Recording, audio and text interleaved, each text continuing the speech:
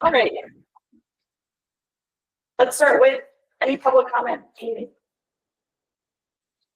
Any public comment virtually? Nope. All right, and we've heard from our committee member, Tom, that he has an eligible reason to be virtual today. So I'll entertain a motion to vote on his virtual participation in the meeting. Move to make non-virtual. Second. All those in favor? Aye. Aye. Any opposed? Great, Tom, you can now vote during the meeting, so. Thank you, everyone. What's the bear in the back? What's that? What's the back of bear? Oh, I'm just giving you a hard time. No, it's okay. Sorry. It's a bouquet. Oh. All right, let's now look at our minutes from our last meeting. Are there any edits to the minutes that were in the packet? If not, I'll entertain a motion to. Please scroll down.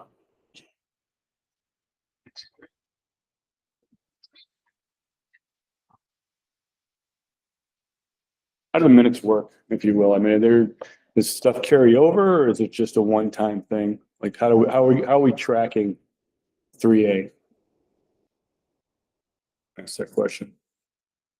It's basically a record of what happened in the meeting. So what I'll do, if there's something that needs to happen in the next meeting, for example, we look at 4D, staff will reach out to comment at the future meeting, I'll put a line of text that includes like any staff action or any committee member. So if you choose to write it down and you want to send it to them, I'll be looking at I'll put a line that said whatever you approve or the committee approved and whoever motion and whatnot. So then there'll be like this whole action. So it's really like a record of what we talked about. Record, it's nothing's tracking me. That's all I'm asking. Right. Yeah, and then any future actions will also be affected.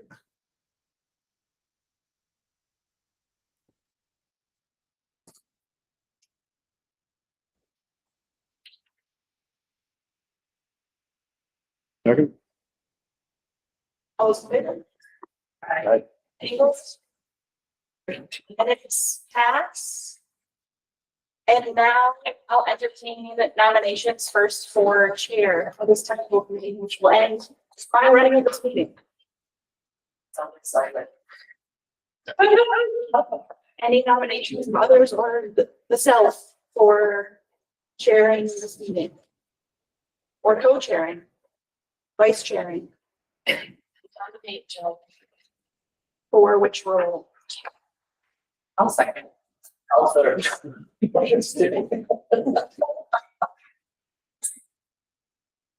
you expect this? Yes, Joel, you may want to comment. I'll accept the nomination. Is there anyone else interested in being chair or interested in nominating someone to be chair? All right, I'll entertain a motion to have Joel Freeman as chair of the Healthy Buildings Technical Committee. Second. Oh, I'll make a motion to like Jill for this year. Okay. All those in favor? Any opposed? No. Great. Joel, would you like to take the reins from here? Well, You don't have, to. If you don't want to, that's okay. Well, you already have in terms of voting, I think you should. All right, keep going and take full control next meeting. How's that? Now, vice chair. I'll entertain nominations, self-nominations for vice chair.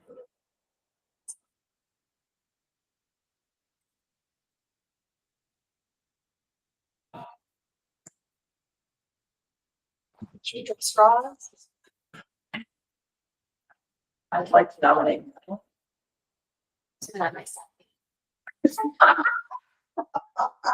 I've spoken for this. Why don't you explain the role of vice chair? I mean, I know the obvious that if Joel is not around, right, the person would be on the meeting. That's true. The person will run the meeting. If the chair is absent, the vice chair is also involved in helping to build the agenda. So typically what that entails is just a brief call with chair, vice chair and staff to set the agenda about 10 days before the meeting. I'll second the nomination.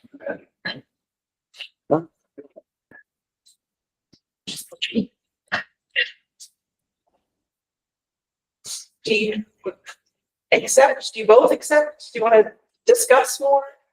No, Anna seems like the shoe in. Would you like? I'll only do it if necessary.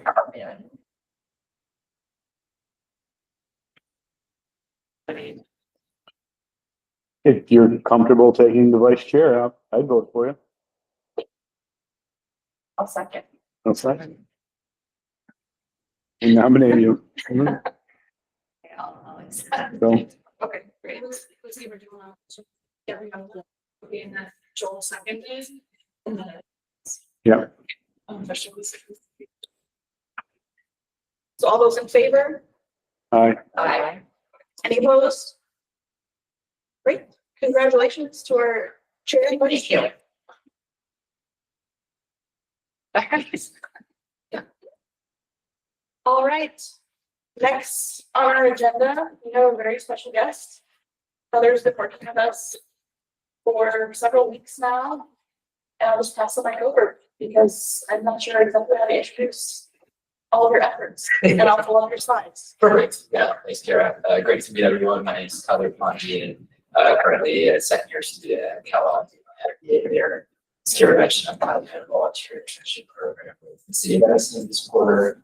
I've been working with the sustainability team, looking at the BU data set and trying to just do some kind of general exploratory analysis to get a better sense of what data we have, and kind of the building landscape in Madison.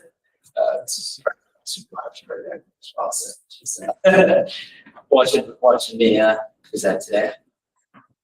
So I think we can. Pass this on. Yeah. It's, how do beams stand for? Building energy and. All right. Excellent. It's okay. It's working. There we go. Perfect. So I think there's really, three kind of sections of this presentation that I want to walk through today. Feel free to jump in at any time with any questions. I'll walk through the analysis. So one is just looking at the compliance data over the last, 8 years since the program was instituted. What buildings is being tracking? Is there any issues kind of there? And then we see, of course, the program started to roll out. This is our highest year of compliance. Then we'll take a look at some exploratory views of the building stock in Evanston, what buildings are kind of higher energy usage intensity values, what buildings have lower energy usage intensity values, and kind of over time, have we seen a reduction in energy city. And then finally, looking at some kind of simple regressions and some energy start data to see how our buildings are performing relative to each other, and then across the national. Perfect. So with that, we'll kind of click into the compliance overview. So Evanston has a set of buildings that they have on their covered building list, 498. All of those are included in the data set. Beam also has kind of some nuances. They have 16 additional buildings on there, and there's some unique reasons for that. So one is an address like 2020 Ridge Avenue that has 8 different kind of line items in the data set. Some is kind of office space, some is kind of called university space. So they kind of reported those separately. There's also some buildings that have been reported from like Chicago, maybe that's not our evidence. So in my analysis, I filtered those out. So can I ask, so Beam is an independent entity that is putting in the buildings, not us per se, not a city limits. Like you say there's anomalies, but I can't go to it. So Beam is another, it's its own force is where I'm going. Correct. You can still input information into Beam if you don't have an Evanston building ID. And so that's often a cause of some of the issues. So it's not something you guys, it's not, Beam is not something you own, it's a program. Correct. It's, okay. And they're working on some of that data validation as well, so we want to make sure, yeah, but like it realize building entity reporting. Yeah. So, What was the address you excluded, the first one? The 20, 2020 bridge, I think you said. yeah, the 2020 Bridge Avenue just had multiple, I didn't exclude them, they just had kind of. Multiple uses in one facility. So are they counted as part of the pool? properties or are they all aggregated into one property? So they haven't listed out all the separate properties. So, you know, we can actually look at it, which You just can't categorize it. Right. It's multifamily or commercial office. The Yeah. university building has IT there, they have offices. Right. Storage, multi-use. Yeah. So they're part of the 16. The 20. They're just not categorized as the six. Sorry, so they're on the cover buildings, they're on. So they're one of the form. But I was just saying like the, part of the reason, so there's like 521 total rows in the Beam data set, and then because there's 8 repeated for the 2020 Bridge Avenue, that gets me to the 514 number. It's a living document. I mean, there's 2,200, that's the old Civic Center. That's either in or out too. It's vacant. And what are we to categorize that? I can see it. But in the gross square footage, they're included. Yep, they're included. Makes sense to me. Perfect, so let's keep on here. So here's kind of just a level overview of what causes building to be compliant or, non-compliant, and some factors for becoming. So I think there's really 2 buckets for non-compliance: meter issues, meter related issues, and then missing data, right? If they don't report their gross floor area or not reporting other key kind of data points to be included in the data set, then they're going to be categorized as non-compliant buildings. And then if on the kind of right side of the slide on, hey, if there's data anomalies, if the energy use intensity is surprisingly low, or percent electricity is low, then that's going to be flagged as warning, but those buildings can still be just compliant data set. And this is something that the city of Evans kind of has control over, right? What factors they want to say we want the building reports to be compliant. So do the buildings, when they do their benchmarking, do they go into ESPN Energy, StarMan Portfolio Manager, and then this is pulled into Beam? Is that how it goes? Or do they go into Beam? Both. So they go into Beam and then connect their Energy Star Portfolio Manager account through Beam. Oh, and then that's pulled over into Beam. Got it. These are all Energy Star data. These are the most common errors that you see in Energy Star. And are these things flagged automatically when these come up? Like by I get a Beam? little Okay. exclamation point with the red errors in your data. Just as you're going back to the factors like meter. So the data is collected, it takes an aggregate of, you got gross floor area, and then you have some meter information. How do you deal with multiple meters? For example, a building has 100 electric meters. Are you collecting all that data or just all that's going into this? Yeah. And it's aggregating towards the building? That's some of the hiccup that Heather mentioned with buildings like 2020 Ridge, where sometimes it can flag as multiple buildings and sometimes it can flag as multiple meters. Sure. And so that's something that sometimes gets into some manual processes. The utilities will have multiple addresses. Right. Because buildings have multiple addresses. Yeah. It's your job to clean it up. Or someone's job, right? It's the building's job to clean it up, because you set up your Energy Star program. And Yeah, but meters come on and So they off. just need to redefine themselves. That sounds like weird. Anyway, I think we're getting. Getting the gist of it. I'll get discussion for the, this one for the, jump in. So here's just a kind of the overview of compliance over the last 8 years, right? So, from 2016 to 2018, we're kind of rolling out the program to sort of get that to start with. So that's why you see the higher percent exempt rates that over the last 5 or 6 years, we're kind of hovering around that 50 to 65% compliance rate. And then in 2024, we kind of had our on highest compliance today. Perfect. Any questions on kind of the compliance side of things? team, we're moving to look at buildings on energy usage. Yeah. Edison doesn't give any penalties right now for non-compliance with suspension. Correct. And it was reconfirmed by the accountability firm that we shouldn't pursue fines until we try again to reach people with technical assistance. But it's codified that we fine people. We just haven't. Oh, I think it's 250. Yeah. The goal is not to collect money, it's to get the data. Perfect. So we can keep moving along here to now some of the more, views, look at the data that we see in the report and assessing how buildings are performing. So before we dive into kind of the site energies and actually some of the take a look at just the greenhouse gas emissions that large buildings produce compared to Edison's total emissions. So a couple of things to call out here before we dive into the data pieces is one, there's only 68% of buildings that are compliant, right? And I think it's 67% of those that actually reported energy usage data. So when we look at all these measures, it's kind of small. 32% of buildings haven't reported, any of their kind of energy usage data yet. And then secondly, the energy power station building, I've kind of removed that from the process, but that's a significant outlier.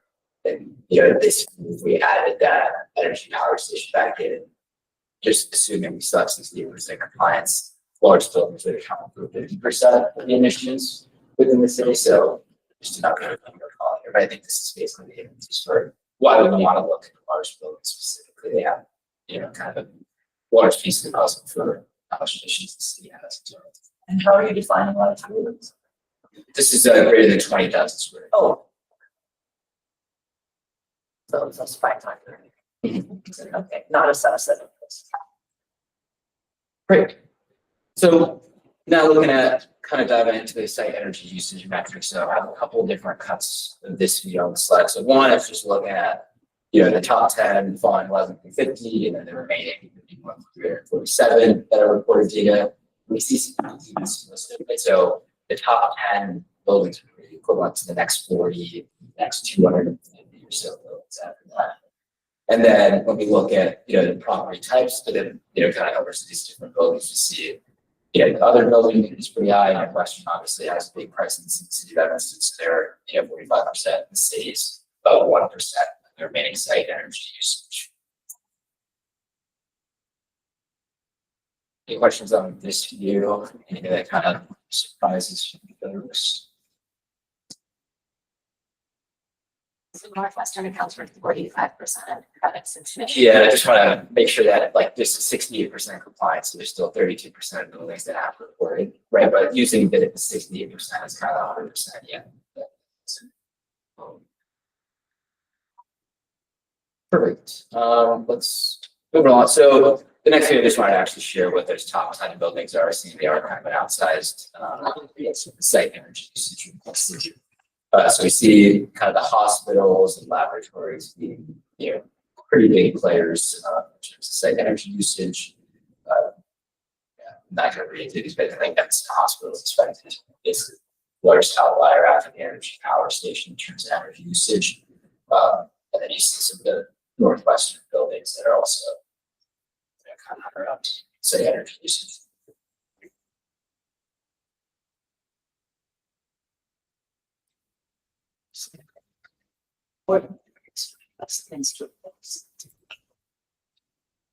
Westminster Place. St. Golf, or it's out what, northwest. The retirement home, it's a large campus, And they have some. couple it's an buildings. office, But they also have some, I would say, sort of hospital It's, adjacent. it's multiple facilities on one campus. I don't know what it was. I think it's always been Westminster.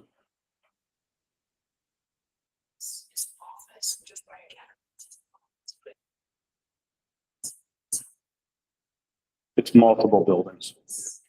It's a Westminster Place part of it.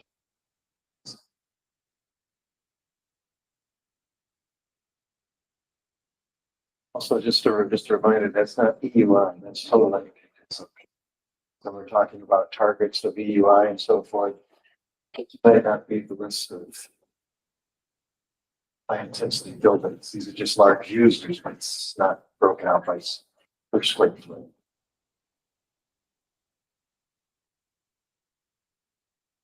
Yeah, it'd be Addison Hospital, so probably the highest, I think, for energy usage intensity, but wow, the girl is the top of the list. of the Energy usage intensity. for sure. Perfect. Just- Yeah, So it's this one, the number that we're seeing on the right, it's the gas use, BTU, so it's the gas usage. Percentage of total site energy. Is it only gas? but Joe might be able to answer this one, but to my understanding, it's the electricity and gas. Gas and electricity? Total site. Total site? I mean, what is it? It's kilowatts of BTUs. Well, it's For kilowatt title BTU. KBTU. No. So that's, just assume that's the combination of electricity and gas. Yeah. All converted to BTUs. Gotcha.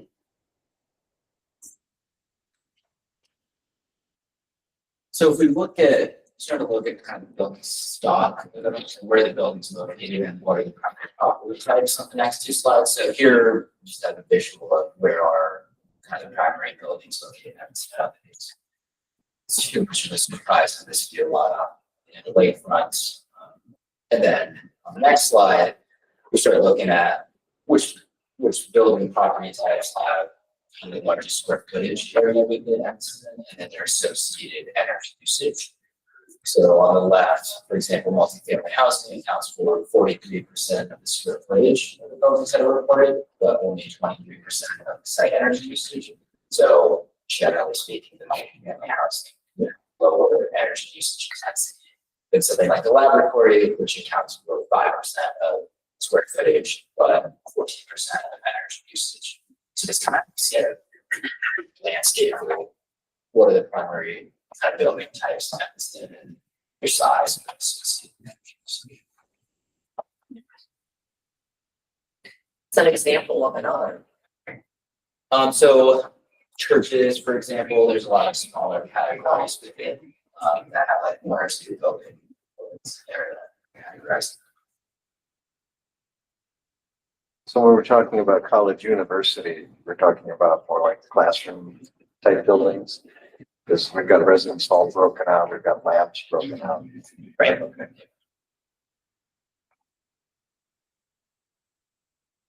So then we look at within these property types, now looking at the energy usage intensity metrics, so taking that, say, energy usage, dividing it by square footage, or to see if there was any kind of outliers in terms of energy usage intensity within each of these property types.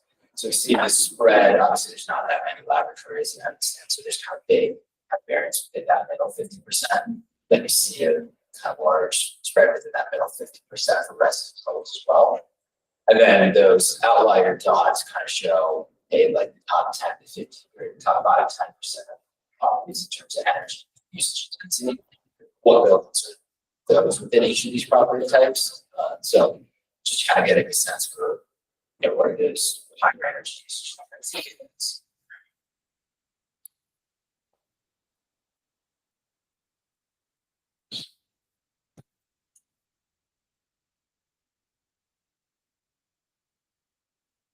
Just Hoover with Brian Hall.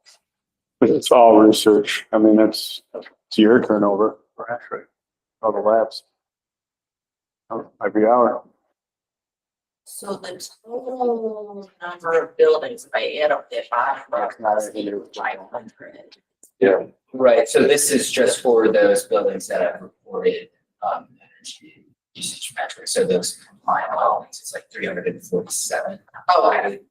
Yeah, this is a subset as well, not all the property types are included here. Oh, so it's like other stuff. Oh, right, so there's 106 property types. Okay.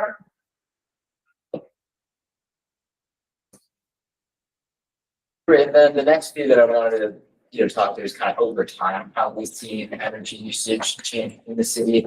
So this is kind of unique, right? Because the property IDs need to link up from 2019 to 2024. And PEEP has gone through, a lot of changes from 2019 to now to make sure they're getting the right property IDs for each property. And so we were able to map 215 buildings from 2019 to 2024. So within the subset of 219, we see this reduction in about 1% year over year in energy usage in the city. The primary driver of that is the one electric grid building that I'll have highlighted on the next slide. But overall, we see generally energy usage has gone down across these property types for map buildings, college universities, residence halls, kind of slight uptick, but price overall, I think as I mentioned, like a 4.7% drop in second energy usage from 2019 to 2024. Does Beam, so the data in Beam is from, it's input by the building, it's not collected from utilities. Typically, they would connect to the utilities through the UBS. So like you can connect through ComEd, and then ComEd feeds the data to Energy Star Portfolio Manager, which feeds it to Beam. So, because when I'm looking at human error, so I'm thinking about that out loud, it's like the validity of the data. So it sounds like can the owner turn on that feature and portfolio manager saying, hey, just report my energy use for me? Or just do we require that person to put their bills in each month themselves? Or I think most typically with the buildings that we're talking about, it's an automated process. okay, But then we also have the verification requirement for both now for the baseline year and any building performance standards reporting year. Previously, it was every 3 years the data was verified, so that's another check to make sure that it's the right, those are numbers. It's not mind to do that. I think smaller facilities might do the manual bill inputting, but they don't have to. Typically, jurisdictions will only accept a fee from the utility, they won't accept it anyway, but okay, I'm sure Haverford Trust, Haverford, Mayor, right. so they see it's from. And easy use. But on the gas side, so doesn't have the facility to transfer that when you comment. Yeah, I see nuance there. So some of it's automatic and some of it's manual. Why is it like for on board with getting to speed? Because they still want to catch up. Not as diverse to do it. I'm serious. Utilities don't have to extra manpower money. Anyway, I'm Bertie, my notes are fine. So here, just looking at, from that chart, what are the buildings that have increased energy reduction for the last five years? What buildings have had increased energy usage in the last 5 years? I think the main call out of this slide is basically just this one laboratory that's had a significant reduction in say energy usage, which is basically the same as the next. It's the primary driver for the reduction in energy usage for the buildings that we're able to have.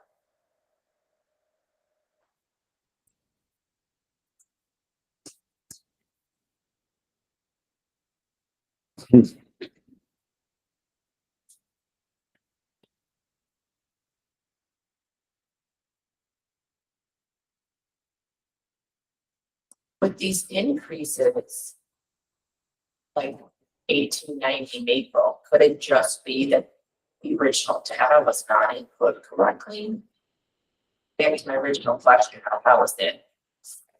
How was data fed into the system?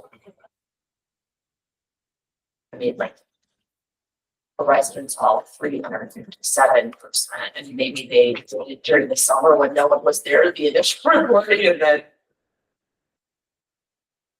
those anomalies, reasons for those increases. I think that's like a conversation we should definitely have with the folks, like kind of talking through some of the questions that, I've had the analysis, just make sure they're the right data for these buildings. I think any anomalies that we're seeing, explore the data set. This whole presentation is meant to just give some insights into what we see and some of the questions. Yeah. hundreds of questions could come from, Right. looking at some of this. Yeah, and for me, it's just, okay, what does B do? Like, so, yeah, now I understand what it is. It's just a repository tab.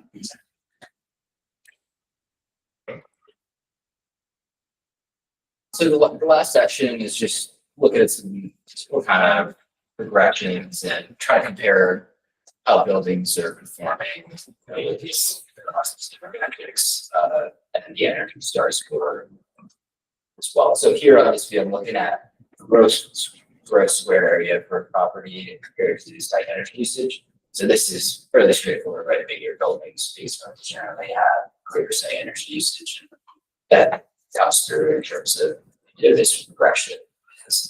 57% of the change in site energy usage can be accounted for by the change in gross square foot, gross floor area, which is I think what we all expect. So it shouldn't be too much surprising here.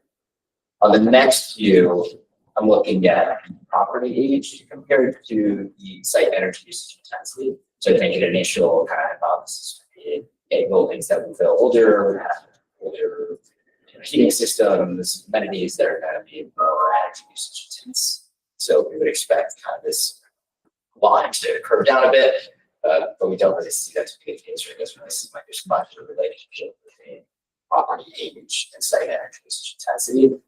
And as we go on to this next slide, I wanted to pick out a couple of the different property types, right, to see if there's a specific relationship between older multifamily housing homes versus your multifamily housing. And I still see there's not much of a relationship there between property built age and site energy usage intensity. And I think the reason is likely that these older properties have retrofitted have more energy usage, more sustainable kind of amenities, heating systems, and then the newer buildings might have amenities that require more energy for each square foot of their homes as well. If you build a brand new laboratory building, it will use a lot of energy. Right. Yeah.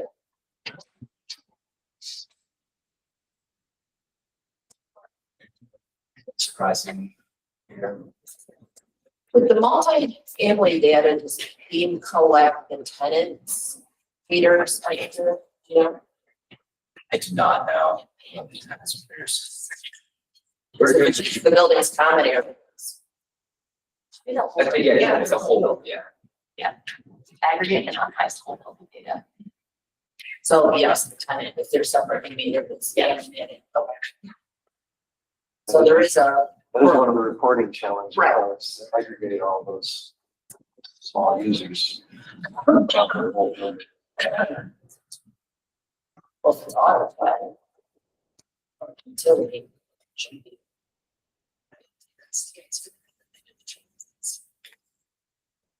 I mean, the energy input varies across the board. I mean, from a multifamily building that could have hundreds of meters spread across the building to the university that has a central utility plant that's feeding other types of energy to the building. How's that collected? We'll just have to analyze it and understand it. There's other central plants in Evanston. How do they feed, how are we collecting their data? High school is a central plant. 2200 Ridge.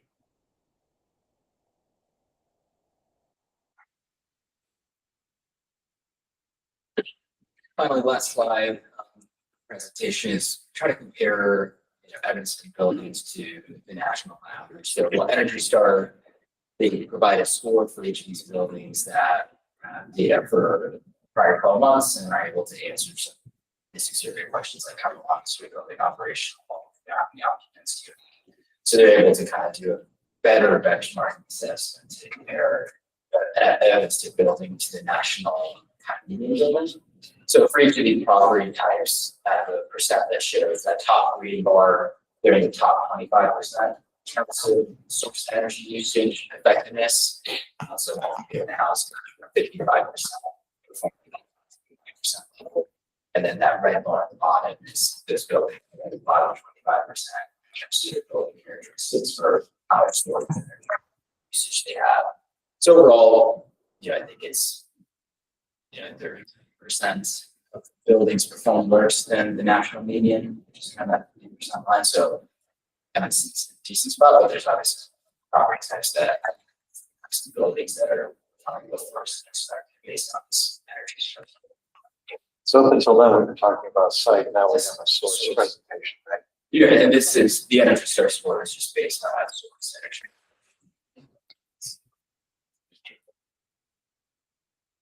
Provides, I agree with all this, to provide slightly more color. Energy Star scores off of a 2012 survey of like 300 to 500 different assets. So we have, I think it's important to take that with a grain of salt, because this data is, well, it is all accurate, the benchmark is a little bit outdated, so like, we could be scoring really high now, but it's based off of like a 2012. Right, so Performers versus technology. So I'm glad to see we're like Evanston's doing well, but Energy Star would have put out updated data, but for the lack of funding, that's also, so I should have come later to. We're seeing that to the years. The meeting is fun.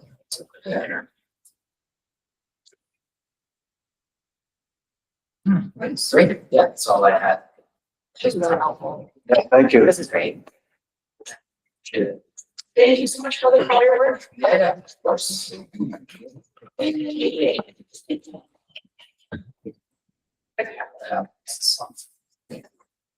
Okay, stay with us forever, Heather. Great. That's a question on this slide. What is the note at the bottom? 232 of the 347 buildings. Is that, So basically those compliant buildings, 232 met the criteria for them to receive an energy source score. So they have to have 12-month running data, and then they have to fill out a survey with details about the properties was used. reported, so I don't, Energy Star score. And does anyone know why some buildings don't have an energy star? It improves also the system. Not full building data, or it's not 12 months of data, you automatically talk to the score. The score is also for the common building categories also, so if you are a unique building, won't have anybody to compare against. So, There's no criteria. You're unique. yeah, The 6 early buildings that you mentioned. so those would be outliers given the number of buildings we're talking. But our aggregate data collects it, right? It's still part of our square footage. It's still part of our overall city energy use. It's just not falling into these categories. Any other last questions for Heather? We just, so our reporting, we're talking about energy. For just conversation, we don't, at this point, we're really not interested in water use. Correct. We don't have any building performance standards for great use. Evanston or in general, or Evanston, even. It's just a budgeting requirement.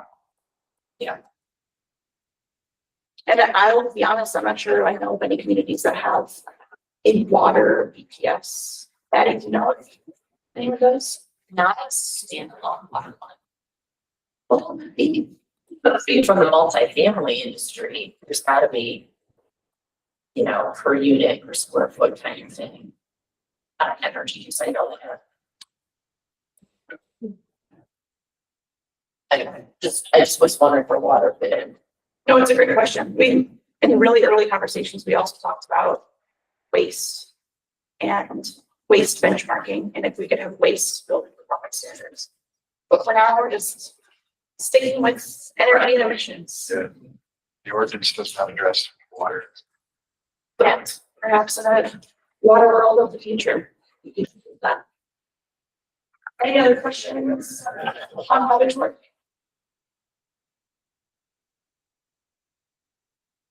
All right, thank you so much.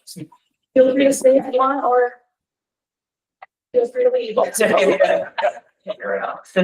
Awesome. Thanks again. All right, everybody.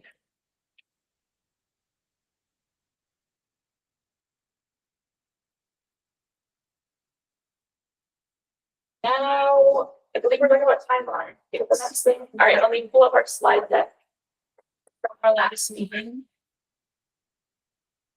Refresh us all. So we went through tasks last time.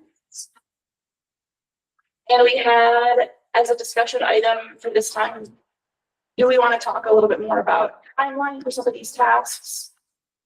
Set a few goals? The answer would be no. We don't have to do that right now, but I So think what's the immediate needs? From, there's some immediate need to staff thing that we've just not like what needs to be. Your history on this, Joel. And, whoever's history on this, what do you think? But I mean, I think the staff, you guys have been living in this, so.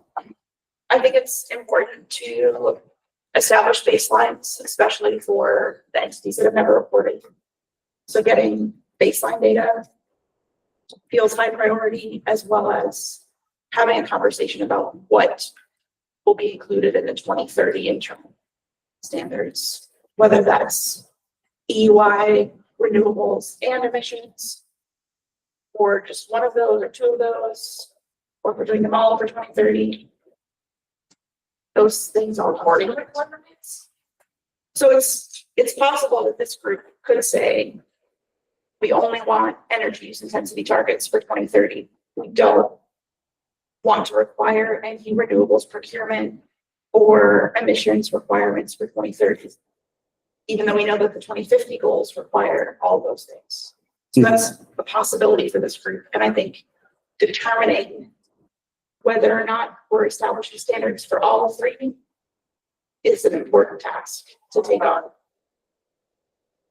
Well, let's start with.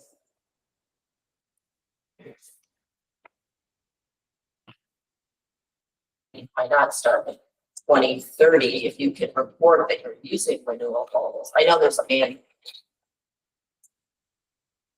But people are starting to think about renewable. My thought is until you define the 2050 targets, can't figure out what partway there is. So I would say we want to give most of the 2050 nailed down so that you can have some sense of partial progress. I agree.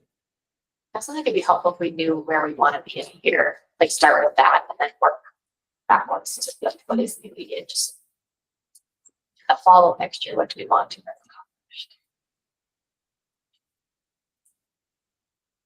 So reiterate again, the three areas that you want. Energy use, renewables, health insurance. So the requirement in the ordinance is 100% renewables procurement by 2050, zero on-site emissions by 2050, and energy use intensity just improved. So that is certainly the loosest of those three that requires, I think, a lot of work by this group to determine what those thresholds will be by property type, by year, what's the third one again? Kara? energy use intensity. Energy use, EUI, energy use intensity.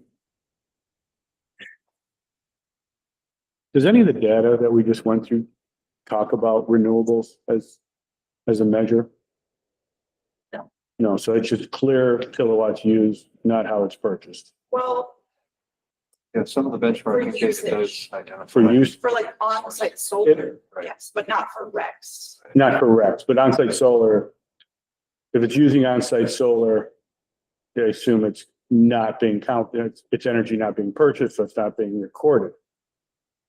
I guess it adds another factor, right, that needs to be considered for a property. Because if they have on-site renewable, We have data for it. I don't know exactly how it works out mathematically. every Patty might. property has its complication. So I don't.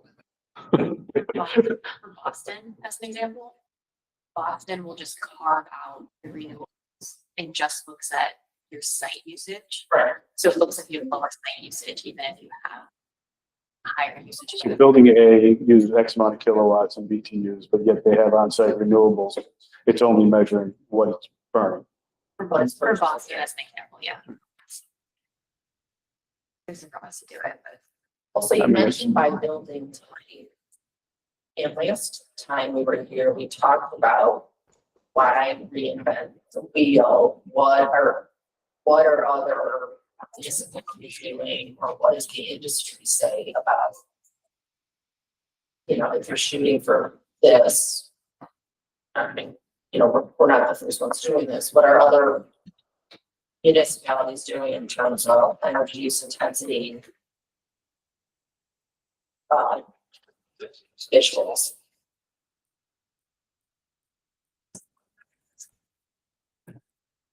Like how are they tracking this summer? I mean, I think we can start to look at St. Louis has EY targets for property type. Several other communities, we can start to look at what other communities have done. We can look at the ASHRAE resource, because that also has. And ASHRAE has targets to your climate zone. But not all the other cities use EUI, so we gotta narrow it down to that. Uses that. But for most places, this is fairly new, so the level of success and all that is yet to be determined. Yeah, I want to second that what Joel said. I mean, going back to what St. Louis or any of these reports are, they're all fresh reports. So they're all in the infancy of starting like we are. So to go back and try to use them as an example, only as an outline, but not as a success. Well, I was just gonna say, if they've used their energy use intensity, targets by ASHRAE or by, whatever, it's where I'm going. This has already existed, it sounds like we should. And certainly for the more common building types, that should be easy to converge on. But I will say, I think it's worth looking at our actual data here in Evanston and then try to build off of potentially our own data in terms of what we want to end up. Take your graphs and be like, okay, what would be the difference for these building types? Almost overlay and see how far off we would be each of those. Not if you have parts maybe you're talking. Would be helpful. How does energy use intensity, let's say I'm based it, let's go 50%, just make it to zero emissions, I don't know. I guess this 2050 would be all renewables. So. Quick question. And maybe you guys mentioned it. Are we going to allow businesses and organizations and individuals to be purchasing renewable energy credits if they don't have the capability to be producing on-site renewables? Basically buying clean energy. I didn't hear everything. I think that's TBD, right? Well, they're allowed to, right? I mean- Most new buildings have that as part of their sustainability requirements today. So it's not, and it's a requirement, but how do we back it into this tracking? I think is the question that you might be asking, not can they? Right. Well, if I'm an older building, I don't have the capacity to. I'm sorry, what was that? I couldn't hear it. No, Tom, where you're going is that in the ordinance that, you don't have the capacity to, modify your heating and cooling, which is the primary drivers of these. Yeah, like I said, I'm come from the perspective of the BOMA, right? I mean, they're going to be looking at, large capital purchases to achieve these, lofty goals by X amount of years. So, technology and innovation and the way we look at renewables, will be driving and changing throughout the next decade or so. So I'm just wondering, I didn't know if Evanston has the option to buy clean energy as well, and for organizations and apartments and multifamily. Yeah, but in the ordinance, the 100% requirement is a procurement requirement, not an installation requirement. Okay, So community solar could be an option, for example. Right, but this was, yeah, my next question is, you know, relying on utility for your renewable versus your central plant.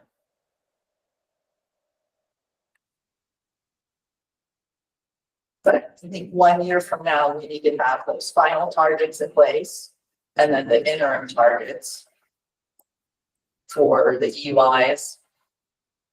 Emissions. That was the first question. What's our 1 year goal, right? You've identified two of them, right? Energy use. What's our goal for 100% renewable? What's zero site? You know, how do we get to zero on-site emissions and then EUIs? But we need to kind of benchmark, you know, establish a benchmark, set a goal. So can you pull up your hash rate? What does the hash rate say in there? You can read it. You can read it. Let's see. What? Pretty dense. Yeah, it was a book. No, it's a section. 2050 UI. UI emissions and Renewables. renewables. Targets. I want some clarification on that because to me, the ordinance is fairly clear on renewables and emissions. It's just EUI, it's not clear on what the 2050 target is. But is there more nuance that we think we need in 2050 on? Well, I think of it more in terms of how do we get there? We have the final in the ordinance. We do have that final 2050 target, but what happens then in terms of emissions or in terms of renewables? So maybe we're We said the interim targets, the final and the interim targets basically for everything. It's 2050. It's 24 years from now.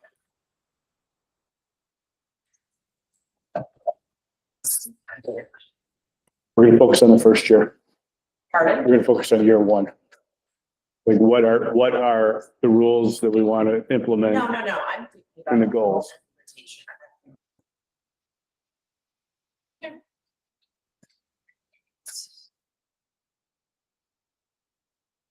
Does this committee so talk about?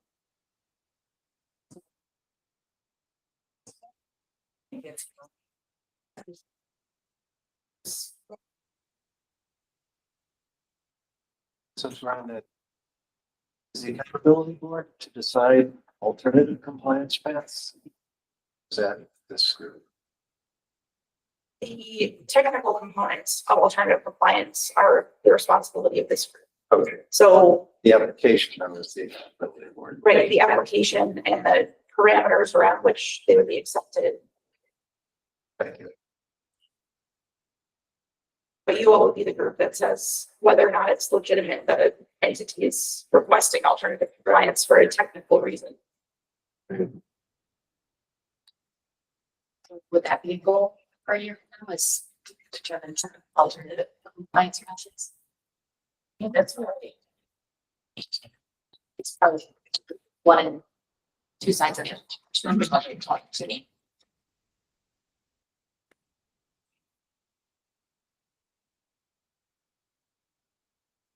Yeah, I'm thinking too, are we offering alternative compliance for these interim steps?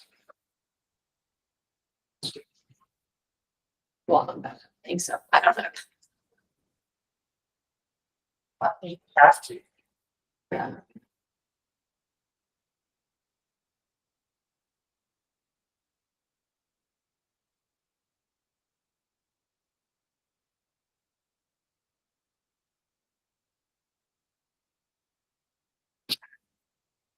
Is there a place we want to start for our next meeting in terms of some of these year from now goals? Maybe start looking at the data a bit more. Yeah, get familiar with, okay, what are the building types that we have? Do we want to kind of aggregate them to make it, I don't know, simpler for? You can see a four in that spreadsheet, right? It's like four when I was seeing the building types. I asked you to email. More building types? Yeah. Oh, there's more. Yes. There's kind of, right now it's just based on energy stuff portfolio management. And it could be true that this group wants to just stick with that. It's just that some entities have a little more nuance to their buildings. And then once we dig into the data, we might be able to decide how to break those out in a different way. I mean, to me, the starting point is just follow portfolio manager, since it's already. Right. Has If been we were researched. searching off of- Yeah,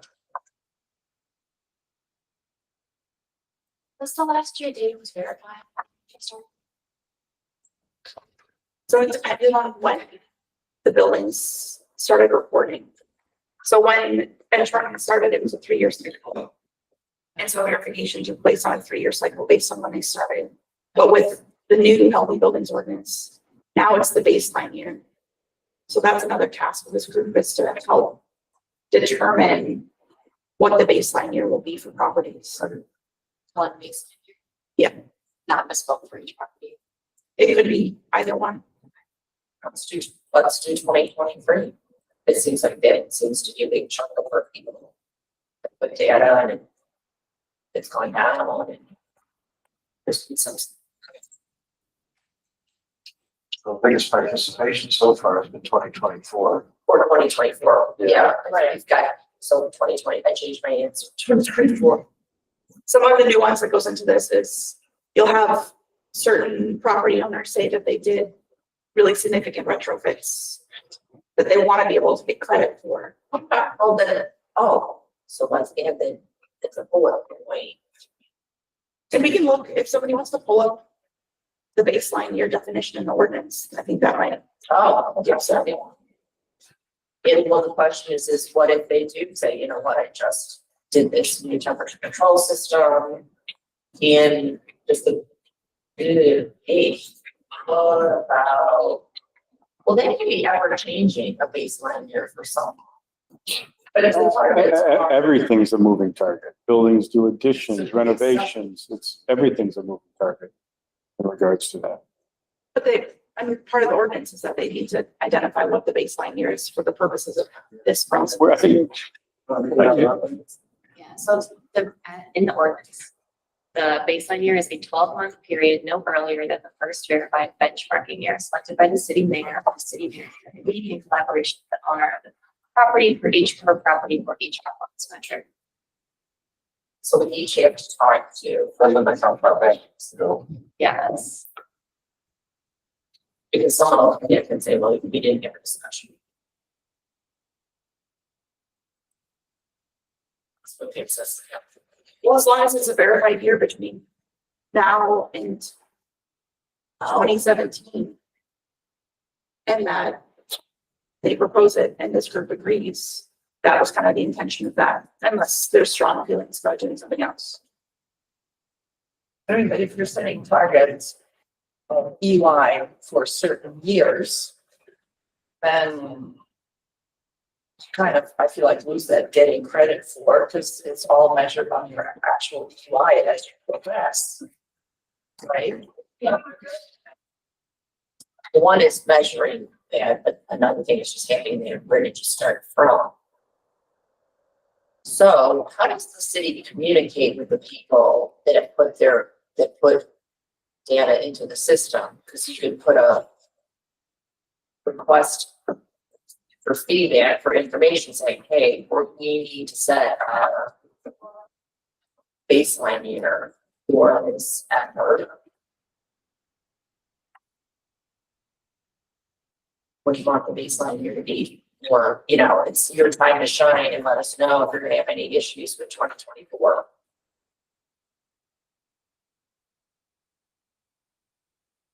Energy Star will automatically give you a baseline year based on your first 12 months of data. So if you're not getting that's available to you just in your own platform, in your own access. Do not want for simplicity sake to have one baseline year, just going forward for data purposes. Right, yes. Do you want to drive yourself nuts? No, that's what you have to have. But at the same time, the ordinance says, oh, the city will in conversation with the building owner. identify its baseline year, so then it can show improvement. But do we really care what the baseline year is for the building if at the end of 2050, you have to be zero? I don't think it's that's So we need a baseline year for our committee versus a baseline year for building. What was the purpose of the baseline year for the building?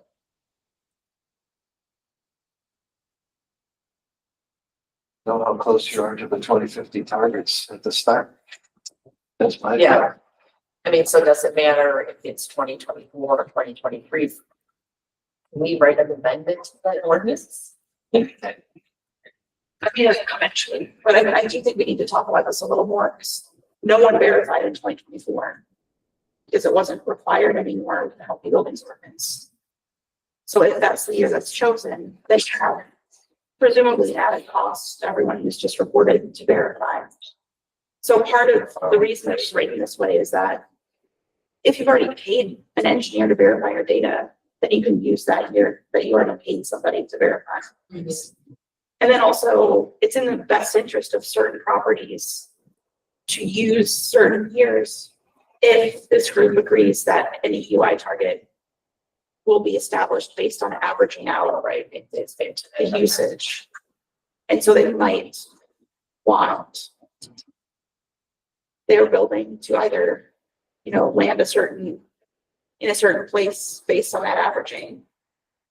Well, I'd rather do it by building type, not an average of everybody.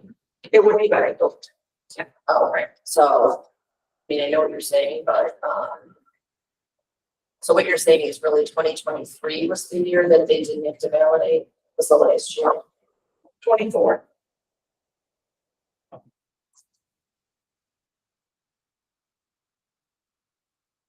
basically it's the same, as long as you have verified your data, you're in the game. Essentially. Yeah. And then it's up to either this group or the property manager, which year they want to choose as their baseline. Because let's say they all got together, they want to choose the earliest possible year, because presumably that's their worst UI years. So that the average target is easier to achieve than if they chose the newest one. Well, the target's gonna be based off on. I'm thinking the target is gonna be based on whatever, like ASHRAE or somebody says, what is a realistic target on energy use intensity for a hospital, or if they're using renewable energy, if they're procuring renewable energy. So I don't think it's.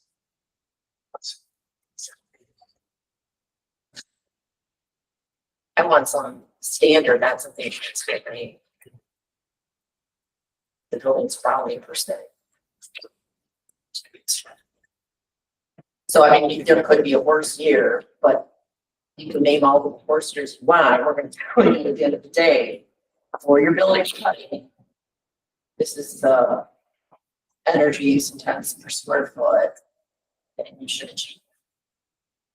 Yeah, well, and that's, I think, where we get to normalize data. So Right. you're assuming some sort of standardized weather year. On Well, which you, no, you're saying, I know what you mean, because it's done in calculation, but, I think some standardized data. I mean, that's where it actually comes up with some of this, some sort of novel. Right. Weather. events. And then, what you add in there is some variance, like, can you be plus or minus, like, what if you're off? You have to get a smiley sticker or something. Is it possible for the, next meeting to look at this data by property type and by UI? Yeah, that's what I should, so what is everyone else looking at? So that you can see what starting point is right now. Yeah. I mean, there's a bunch of information on our website. It's just a matter of Right. how we want to look at it. This is already publicly available. Thanks a lot. You're getting Green Energy Council or. I mean, like specifically for us in our benchmark data. Yeah, it's required by law that it's public. And is it by building type? How is it? It's an Excel file with a million columns, so it's sortable in a lot of different. What? Is it the one I asked you guys about? What was the name of it again? The, I mean, usually I get to it by just searching, benchmarking, building performance standards on Evanston's website, and then it's publicly disclosed data from past years. when you pulled that up, I think it'd be great, because one thing. I was looking at there.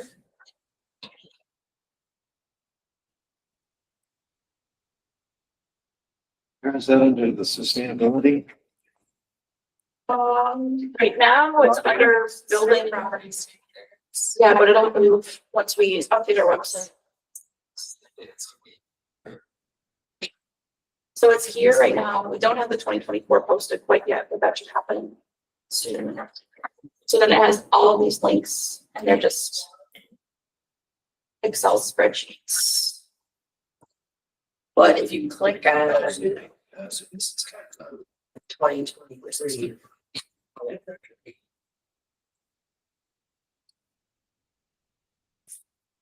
Yes. Sorry, Tom, sharing this with you now. Sorry. So that you can see.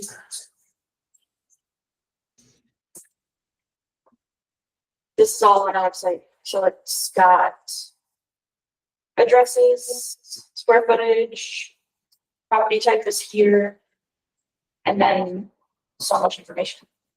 But it doesn't have the benchmark. Because they do benchmark data. You can choose there's the benchmarking data, right? This is it. Oh, but I thought you meant like requirements. No, This is just the raw data. this is what they put in. And then there are I thought you were asking something else, sorry. Yeah, and there are calculations of portfolio management, that's for EY. And star scores. That's all they. Yeah, that's not AK too. I basically, it's like really similar to the beam is a thing, like, so I have this basically pulled down for the last 5 years in Excel, and it's all the views I, shared today, so I don't know if it makes sense to share that, if you wanna, look at the different pivots there, it's probably easier to work with the data, like applied to just to make sure. And then it'll give you a head start, some data that's already been organized in some fashion. Yeah, so I had the last 5 years of data, and I recognized by the different views that share across compliance, exploratory analysis, just pulling, if you want to say energy use, energy use, pull that into the pivot in Excel. Some of these have Energy Star scores, that's interesting. We do a benchmark of like today, based on building type. Oh, I like this. Based on building type, the Energy Star score today is 56 for Amway. That's a benchmark. And in 2050, you're gonna be 100. I mean, it's not in the ordinance, but It's like, it is a, everyone's like, I don't know, that's an idea. for every score, you also have the EY, so you see your own. Yeah. Everyone goes from getting Energy Star. I got an Energy Star score.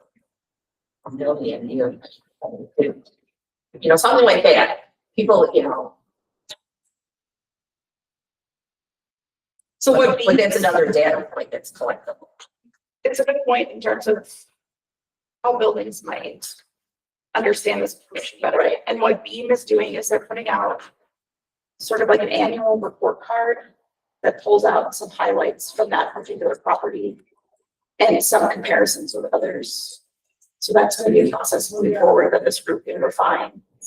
But I don't think they've gone up quite yet. I think we're doing it over the next 10 days or so. So this is, it's like one major.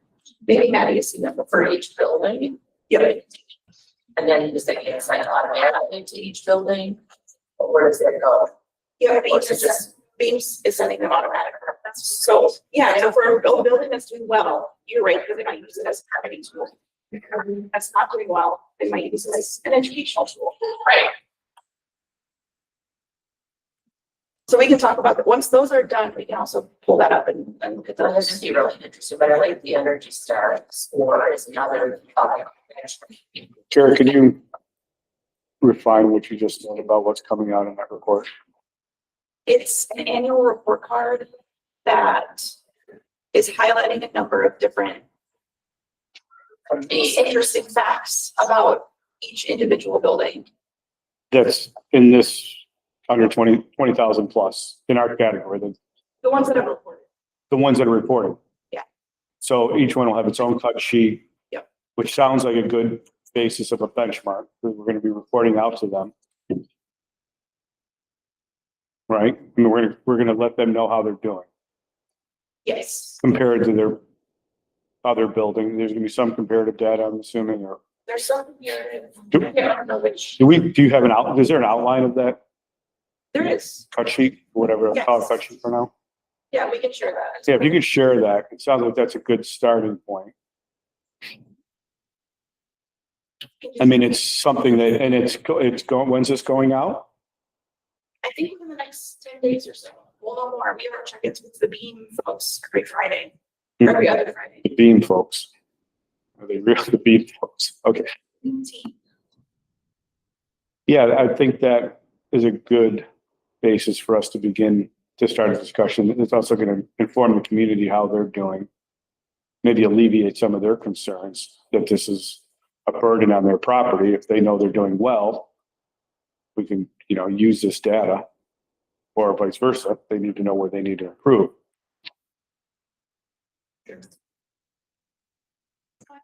Important for us to map standards.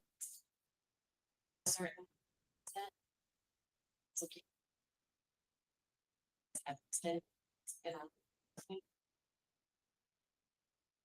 If we put in place to get, it's like, do it double that, like, this is what it would look like if we took course to this process with the actual buildings in the city, like, by this guy, this is study world. In a real world, we have that's conforming to those, and what percentage of buildings would have what percentage of chalk each year, so that we can start to get into the realistic element of this, so that buildings, Requirements, yeah. yeah, because New York was like 80% of the building stock is going to be compliant in this first cycle. If they knew that going in, like, we have to know what percentage of buildings will be close to the target for the first target. It's achievable, so all of us will. Yeah, like it, you don't wanna certify too many people way there. And the But that should be what Manny just said, back to Ashley. yeah, but what you said, 70% too, like what would actually look like, and then what would budget look like? And I mean, for comparison, the X-ray data, you have by building type with a UI, so, right, we need it, that's why I'm talking about what are our property type classifications, and can we get that data with the UI by property type so that we can kind of actions. That's what I asked. Yeah. I looked at this, benchmarking data, and, I emailed Carl Kristen. If I'm, not that I should, or maybe I should, if I printed that out, would building types show up somewhere? Like, how do I know what's a type 1, type 2? If someone who's reading it says, oh, it's a type 1, it says type 1, multifamily. I just wonder, where's the definition of the classifications? In the ordinance itself.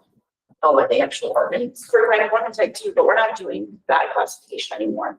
So that was just for the phase in of benchmarking.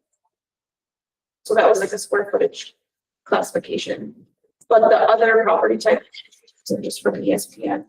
And so I think that's just a simple search of how to define what they ask. School of this, whatever. Yeah. It's more granular, right? So I guess if we get a report, if you guys could filter, the benchmarking data by, filter it by type. Yeah, I think that's just a toggle like the Right. spreadsheet that Heather has. Right. Yeah. So you just sort the data. But it's on individual property level, or I guess what I'm getting is it aggregated by property type? Like for this particular property type, the UI is average or median, I don't know, mean or median, this is another question, is, I don't know, whatever, 56 KBTU per square foot. So as we go forward, then we have that number of per property type. Yeah, so the data is broken out all by individual properties, and then you can aggregate that by property type, right? The other characteristics that we have for each of those buildings, right? So we can filter it on multi-family housing and average. Things that, Okay. Alright. Great. Well, we're getting kind of short on time. So we can either keep talking about this, or we can talk more about, I feel like we've talked a lot about building type classification already. We can pull up those past 0 questions. Or we can talk about our meeting cadence. Those are the options for the next 8 minutes. I think our path to 0, it's the same question as what we've been talking about, it's timeline. Yes. Thanks. Even tonight, but I read it before, so I, it's a 0 pretty much says it all. Well, I think we did kind of answer this first question. Will we publish 2030 standards first? It sounds like we want to, I don't know about publish, but at least talk about the whole pathway, talk about 2050 so we can work backwards. So it's all right to everyone. And I'd love to also add at some point, once again in the near future, what is the capability of ComEd? I'm just saying, because I'm a building, tall, but small footprint. I can't do solar myself. How am I going to be able to purchase energy in order to meet this renewable energy 0 emission? The answer is, what are the utilities and or city going to do for me with a central plan of some kind? So is ComEd, where I'm going is, what are ComEd's plans? What are the city's plans for bringing in their capacity? Is this about renewables specifically? It must be. Well, I mean, ComEd has there's 2 components. Yeah. The renewal component is ComEd's a transmission, right? They're a conduit for electricity. That's can bring it, but is there enough renewables out there for us, right? Obviously, that's one of the questions we're going to be the goal is to get everybody on some sort of renewable if they can't have onset. The second part of the question is, what is the capacity? Like, what is their capacity to replace the energy use of gas with electricity? Yeah. And that's going to be a challenge for a lot of buildings. And I think a part of that would be inviting. And that's the technical, obviously that comes back to us in the technical side. Yeah. And we can invite stakeholders who already meet this 100% requirement. The city, Northwestern procures a lot of bricks, and start to invite speakers to explain how their institutions approach that. Because there's Rotary does it as well. There's a lot of entities that already do that. How they are be good. Yeah. Have someone come and speak to us about the new act that was published last week when I sent you guys. It's now on the Resilience. It's like 1,000 pages long. I think 1,000, it's on the website now, but that might be helpful. That's like the Illinois plan for how we're handling data centers and grid load. Oh, One might be helpful if someone can summarize that 1,000 page. first. yeah, if anyone knows someone who might.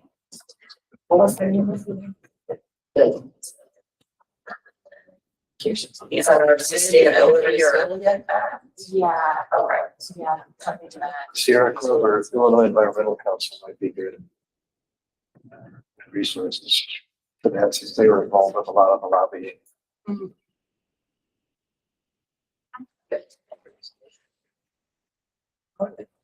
There's actually there. Do we need to, because I know we have a next meeting scheduled. Yeah, we have one meeting scheduled. Do you all wanna wait till that one to schedule more, or should we aim out into the future a little bit more? Let's plan ahead a little bit. Okay, We scheduled January. let's do it.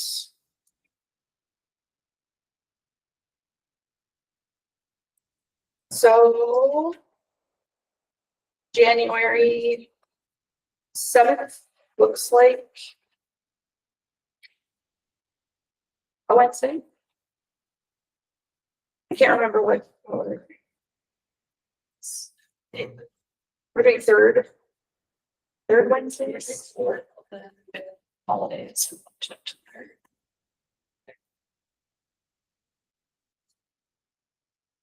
I'm not sure where to begin. Do we think we'll have enough progress between December 17th and January 7th? No. Well, unless I put the notice on having a speaker here. If we get a speaker in January, then it's not like we have to do work. It's something to watch out. Do you wanna, I'm thinking of, folks that are like multiple sheets, right? If you do bi-weekly, and then if we feel like we're doing really well in terms of getting things done, then we can go back.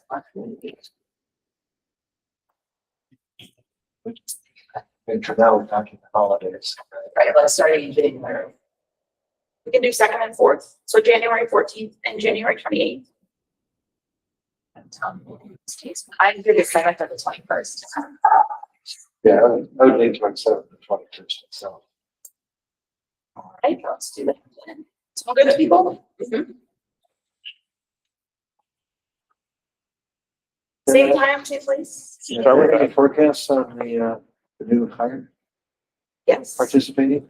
December 1st. Very excited.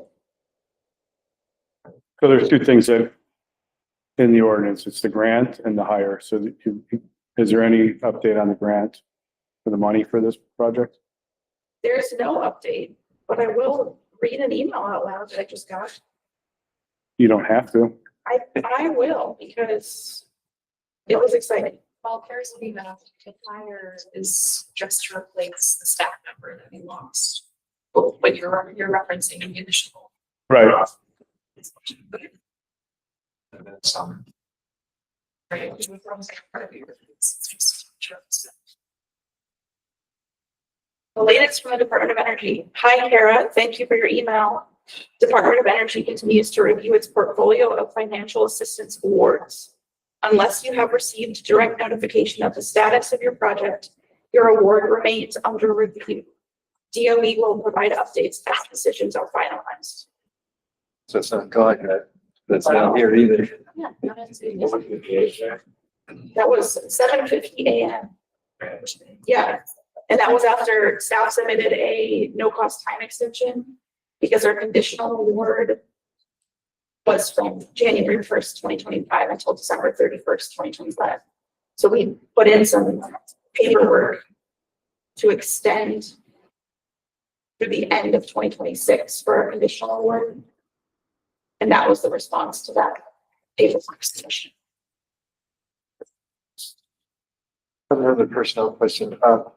Will Cuthers continue on beyond what he's prepared so far?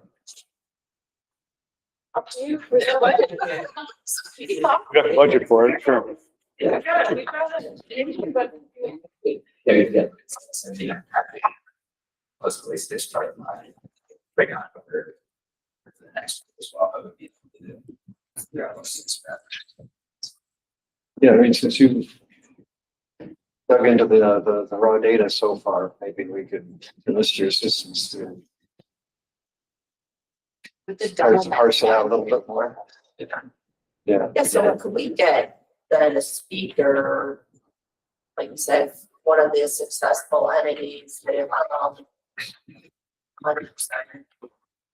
I don't think it's on staff, talk about that. Okay, all right.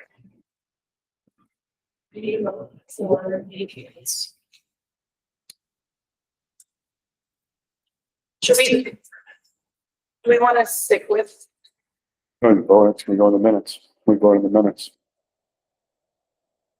how about next meeting, we vote on the 2026 meeting schedule, so staff will write up That's fine. bi-weekly for the whole year, Yeah, and then we'll vote on that. Okay.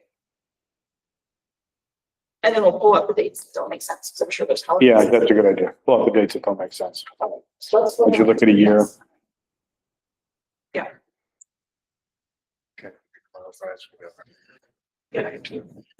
And so just a couple last things. Should I reach out to ComEd and the entity that you mentioned for either of the January meetings? Yeah, okay. Or December if they're available. Okay. just great. Not to interject here, but I think if we worked on our standards, I'd like to further dig into the ASHRAE and, data. Yeah, I'm just throwing that out as another option. Sometimes availability is. Right, Like, obviously, get them when you can. right, so that, yeah, we're flexible. Great. All right, I'll entertain a motion to adjourn. All those in favor? Aye. I, Thank you. All right, Richard. Sorry, your hand was up for a long time. it's okay. Thanks, everyone. Thanks.